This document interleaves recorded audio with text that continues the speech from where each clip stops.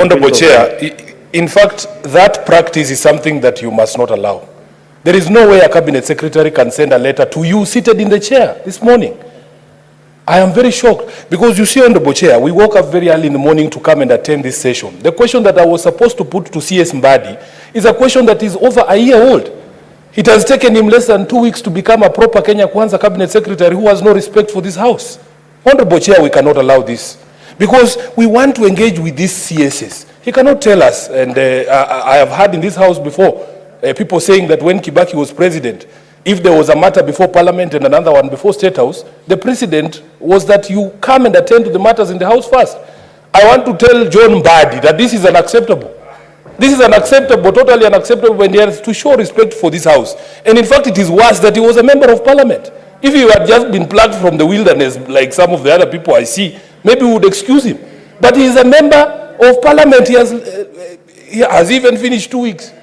Honorable Chair, this is unacceptable. Respect for this House, and as of yesterday, there was already communication that he had confirmed he was going to come. When these State House meetings just spring up on people like it is a surprise party. Honorable Chair, this is unacceptable. At the very minimum, he should have written yesterday and said he was not going to be able to make it. We have also other business to attend. Honorable John Mbadi must be called to order.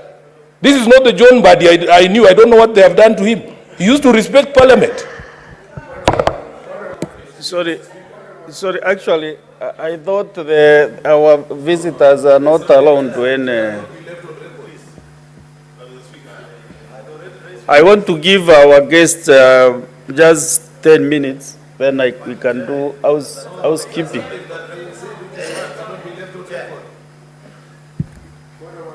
I have directed that our visitors here, the CS for Labor and Social Protection and his team, to give this House 15 minutes to interact with this communication.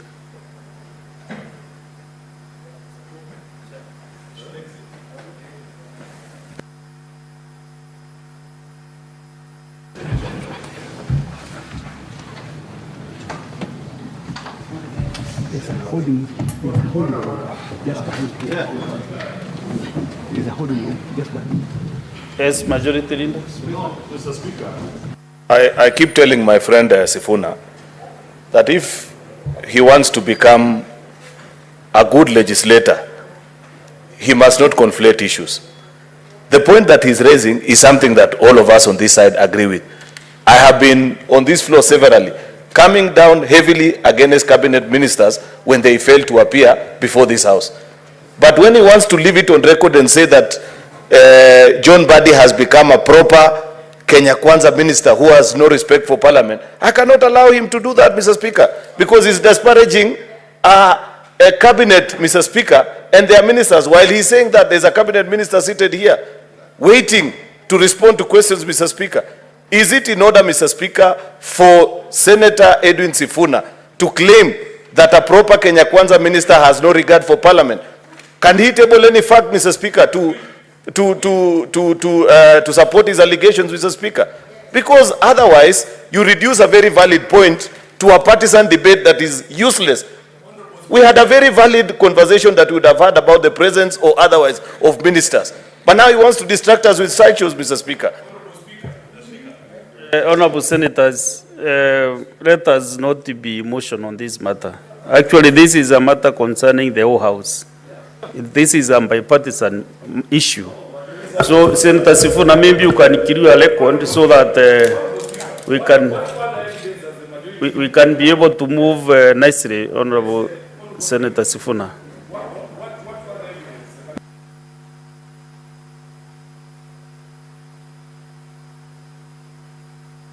No, I've asked him to clarify that bit so that. You don't want me to speak? Honorable Speaker, I don't know what other evidence the majority leader would want tabled of disrespect of this House other than the letter that has been brought to you while you are seated in the chair. And the fact that he admits that we have engaged on this issue repeatedly, it is indicative of a tradition within the Kenya Kwanza government that they disrespect this House all the time. We have dealt with this issue more than enough times, Honorable Speaker, and the majority leader cannot gag me.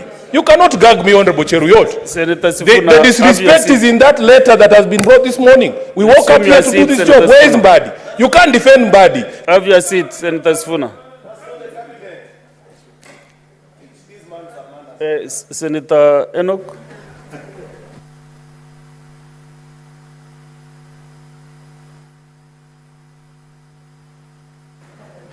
You know, Mr. Speaker, there are things you are saying that are difficult to implement. When you say people should not be emotional about this matter, it's difficult not to be emotional about what we have just witnessed. It is difficult, Mr. Speaker, to deal with a fact which is on record that a cabinet secretary expected to appear before a House of Parliament is writing to the Speaker while the session is on to say he cannot appear. And the reason given is in State House. Mr. Speaker, I will say two things and try to be not too emotional about it. One, Article 132 of the Constitution, functions of the President. The President is accountable to Parliament, the President himself, to Parliament. Article 153 of the Constitution, the Cabinet is accountable to Parliament. Mr. Speaker, those two articles read together place the Parliament of the Republic of Kenya at such a position that when you are required to appear before either a committee of Parliament or a plenary sitting of Parliament, then everything else must stop. Mr. Speaker, this is just plain reading of the law. And you know, when now I see my brother, my very good friend, the Senator of Kericho, who is also the majority leader, getting emotional and saying that Senator Sifuna should be taught a lesson. The Speaker, I'm wondering, between Senator Sifuna and the CS for Treasury, who needs to be taught certain lessons? Mr. Speaker, just allow me to finish. Mr. Speaker, this is a serious matter. In fact, Mr. Speaker, this is so serious. And you know what? Let us test our own powers and privileges as Parliament. Let us put that to test. Mr. Speaker, you can order the Sergeant at Arms or the Inspector General of Police to present the Cabinet Secretary for Treasury here today, this morning.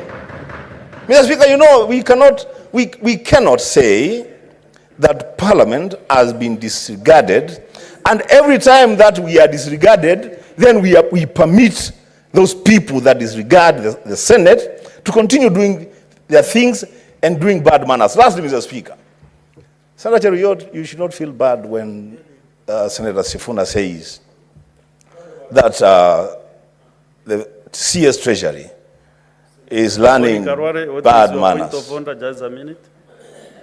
Oh, Savannah. Thank you. Thank you, Mr. Speaker. Mr. Speaker, at the sitting of the Senate Business Committee yesterday. What is your point of order regarding what is... No, I thought you were giving me an opportunity. No. To, you are... Sorry. I thought you had concluded. You are very experienced member. I am very sorry. When you raise a point of order, you are standing on a point of order. Speaker, I thought you had concluded. Point of order? I thought you... Then I'll have my time if you... Senator Ambu, conclude. If I'm able to catch your eye. Less than a Speaker, minute. you know, we defer to Senator Alwale, honestly. Surely, I was on my feet. And you're a leader in this house. Mr. Speaker, we are saying you should actually order Masengeli to bring the Treasury CS here in this house. The Speaker. Lastly, I was saying that, you know, when Senator Sifuna says that the CS Treasury is learning bad manners and bad behavior from the Kenya Kwanza administration, that is a statement of fact. that this administration is very ill-mannered. That's what it is. This administration has refused many times to appear before this Senate. And we are saying the CS Treasury should not go and, when he was donated by ODM to go and join the government, Mr. Speaker, they send him there to go and... Unnecessary anxiety. So Mr. Speaker, I'm just finishing. we If you bear with me 1 minute. Bear with me 1 minute, Mr. Speaker. Just bear with me 1 minute. These points of order, Mr. Speaker, they don't help. To the point of But what point of order on what now? What is out of order now? There is majority. Mr. Speaker, just allow me to finish. Just allow me to finish, Mr. Speaker. I have 1 minute. Just 1 minute. There is majority, Linda. You know, I was willing to allow these cheap shots to pass. But you have heard Senator Wambua repeatedly refer to me in his statement saying that I'm defending the indefensible. Yet, I pointed to Senator Sifuna that what better evidence do you need that Kenya Kwanza cabinet ministers respect this house, other than the fact that while he was making his complaint, there was a cabinet minister seated here. Therefore, you cannot generalize, Mr. Speaker. Mr. Speaker, if you can protect me from the hecklers, I can make my point, Mr. Speaker. Honorable Senator.